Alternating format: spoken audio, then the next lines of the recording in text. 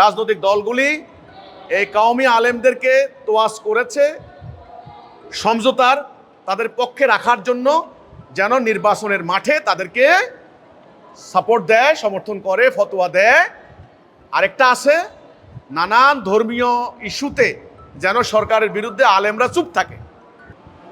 এনারা আবার করছেন কি, নিজেদের মাদ্রাসার স্বার্থের জন্য, নিজেদের দুনিয়া হাসিলের জন্য, সুযোগ সুবিধা মোতাবেক এর রাজনৈতিক দলগুলিকে তারা সাপোর্ট করছে, ফতোয়া দিচ্ছে, এদের অনুকূলে কথা বলছে, কিন্তু ন্যায্য কথা বলে না, সত্য কথা বলে না। আপনি যে বললেন আপনি এই কথাগুলো বলার সাহস কোথা থেকে পাইছেন? আপনি যদি ইমানদার হন, ইমান আনেন কার উপরে? ডোনাল্ড ট্রাম্পের উপরে না আল্লাহর উপরে? আল্লাহর উপরে। লা ইলাহা ইল্লাল্লাহ মুহাম্মাদুর মিন কালবিহি, কালব থেকে, অন্তর থেকে। আল্লাহ কোরআনে বলছেন যারা আমার প্রতি ঈমান আনলো আমি তাদেরকে অন্ধকার থেকে আলোর দিকে নিয়ে যাই। আল্লাহ বলছেন আমি তার ওয়ালি, অভিভাবক। আল্লাহ বলছেন আমার ৫,০০০ ফেরেশতা তার জন্য প্রস্তুত। আল্লাহ বলেছেন যে আমি তার কালবে সাকিনা নাজেল করি। হুয়াল্লাযী আনজালা সাকিনাতা ফি কুলুবিল মুমিনিন, মুমিনের কলবে আল্লাহ সাকিনা নাজেল করেন। এই যে আপনি বলেন এত বড় সাহস কই পাইলেন? না, কোথা থেকে না, আল্লাহ দিয়েছেন। আমি যদি দুনিয়ার কাউকে ভয় পাই, লোভের কাছে আত্মসমর্পণ করি, তাহলে আল্লাহ এই সাহস দিবে না। এই যে আপনি বললেন কওমি আলেম তোয়াজ করে, বিএনপি করেছে, আওয়ামী লীগ করেছে, এখন সবাই করছে তাদেরকে। আমি বলি ভাই, যারা রাজনীতি করে তাদের একটা রাজনৈতিক স্ট্র্যাটেজি আছে, কথা বুঝতে হবে। এটা আপনারা তো ভালোই এদেশে বুঝেন, আপনারা তো বোকা না, তাই না? পলিটিক্স, ওনারা কি করবেন? ক্ষমতায় যেতে হবে, কাটা দিয়ে কাটা তুলতে হবে, এক দলকে দমন করবেন, আরেক দলকে প্রমোট করবেন, এটা স্বাভাবিক। দুর্ভাগ্যজনক সত্য হচ্ছে এই, আমাদের দেশে ধর্মীয় দলগুলা নিজেরা এত টুকরা টুকরা ভাগ হইবেন কেন? ওনারা দল হইবেন একটা, কয়টা? একটা। নেতা হবেন একজন, কর্মসূচি হবে একটা। স্বাভাবিক। আপনি আওয়ামী লীগের দোষ দিচ্ছেন, বিএনপির দোষ দিচ্ছেন, জাতীয় পার্টির দোষ দিচ্ছেন না। ওনারা ক্ষমতায় যায়, ওনারা রাজনীতি করছে।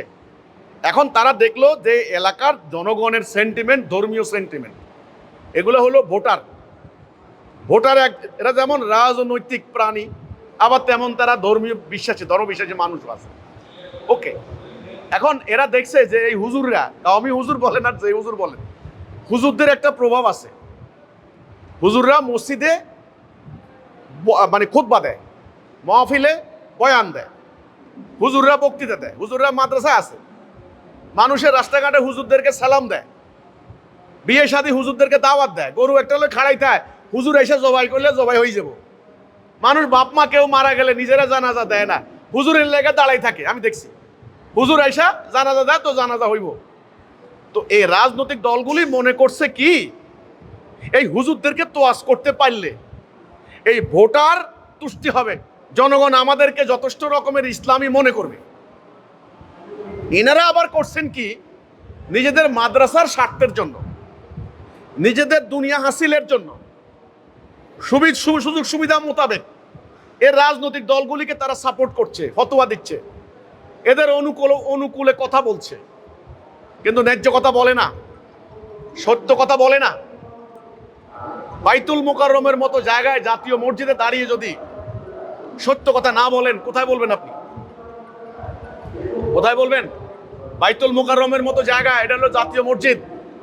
ওকে, সেখানে যারা নামাজ পড়ে ওরা ওই যে অজপাড়া গায়ের ওই যে ছাপরা মসজিদের মুসল্লি না, এখানে বড় বড় সরকারি কর্মকর্তা, আইনজীবী, ডাক্তার, ইঞ্জিনিয়ার, তাই না, সচিব পর্যায়ের মন্ত্রী, সরকারি দলের আমলা, সবাই তো।